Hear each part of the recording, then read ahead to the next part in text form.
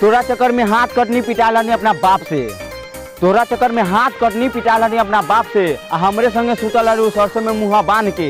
आज कहलू कि प्यार न करी ले तो हम तोहरा पर न मरी ले, तोरा जैसा लड़की के खाली ईट करके छोड़ी ले।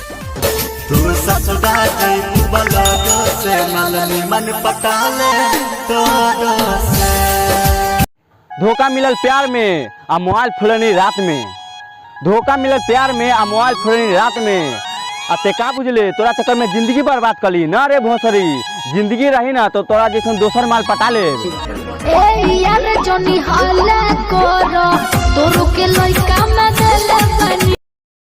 जवन बचपन में कैले रहनी गलती वो अब दोबारा न होई, जवन बचपन में कैले रहनी गलती वो अब दोबारा न होई। आ 5 साल पहले हमरा के छोड़ देले हलू, अब आइला भी बोल के हमके प्रपोज करत तारू। भाग भोसरी, अब प्यार दोबारा न होई। दिल बेचारा होई प्यार ना दोबारा।